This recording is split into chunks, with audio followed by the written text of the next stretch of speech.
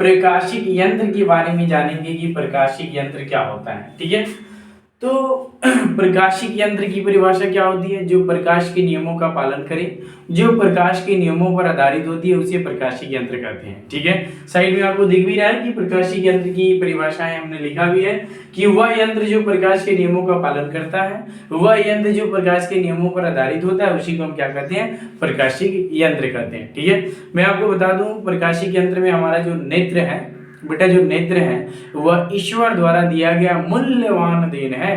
ईश्वर ने हमारे शरीर को तो बनाया ही है, लेकिन उन्होंने सबसे अगर मूल्यवान देन अगर कुछ दिया है तो नेत्र दिया है। जैसे मान लीजिए कोई इंसान बहुत ही सुंदर है, बहुत ही अच्छा है, कोई भी इंसान है जो काफी सुंदर है, स्मार्ट है, और मान लीजिए उसका ईश्वर ने आंख ही ना बनाया हो, ईश्वर ने उसको अंधा बना दिया हो, यानी आंख ही ना दिया हो, तो क्या वह इतनी खूबसूरत संसार जो है क्या इसकी व्याख्या कर सकता है? क्या उसको देख सकता है? आप बताइए, नहीं देख सकता है।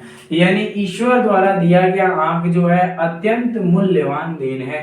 ठीक है, और यह भी कब काम करता है? प्रकाश की उपस्थिति में कार्य करता है।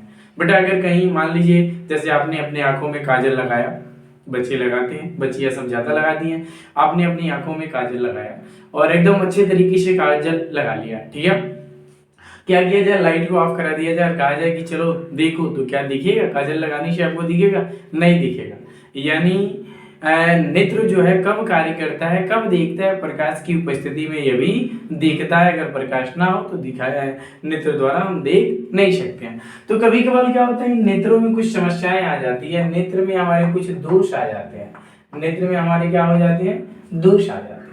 ठीक है, तो नेत्र में जो दोष होते हैं वो 4 प्रकार के होते हैं। नेत्र में जो दोष आते हैं वो कितने प्रकार के होते हैं? 4 प्रकार के होते हैं। पहला जो होता है दूरदृष्टि दोष होता है, दूसरा जो होता है लघु दृष्टि दोष होता है। अब आप कहेंगे सर लघु क्या है? निकट को लघु दृष्टि दोष कहा जाता है।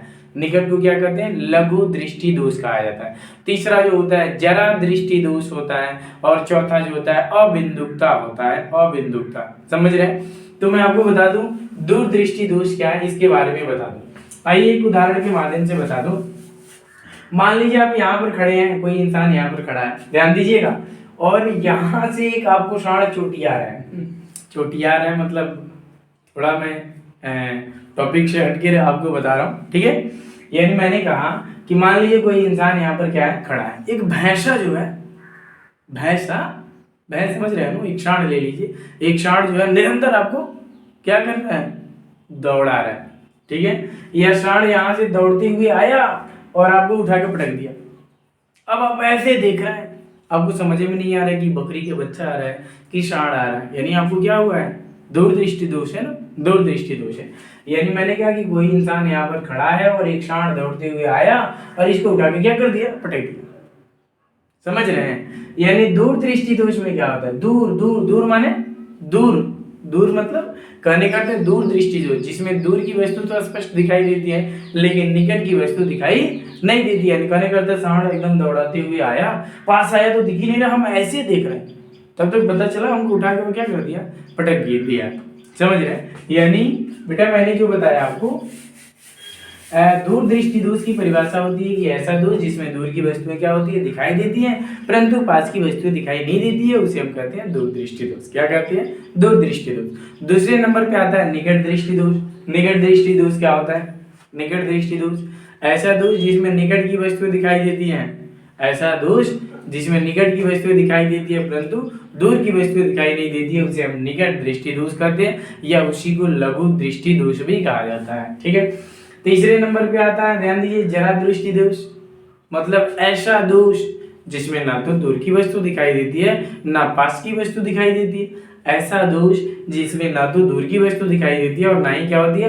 पास की वस्तु दिखाई देती है, उसे हम क्या कहते हैं? जरा दूर दृष्टि दोष कहते हैं। अब प्रश्न बना, अबिंदुकता किसे कहते हैं मेरे भैया? अबिंदुकता किसे कहते हैं? अबिंदुकता किसे कहते हैं? थोड़ा ध्यान दीजिए। मान लीजिए कोई इंसान क्या है? सोया है। कोई इंसान ऐसे 36 सोया है, ऐसे कोई इंसान क्या है? सोया है। ठीक है, आप देख रहे हैं ऐसे, उसको दिख रहा है आपको, लेकिन वो खड़ा हो गया तो नहीं दिखता है, उसे अबिंदुकता कहते हैं। या मान लीजिए कोई इंसान ऊर्ध्वाधर ऐसे खड़ा है, ठीक है, वो सो गया तो आपको नहीं दिखेगा, उस दोष को अबिंदुकता कहेंगे। समझिए, मान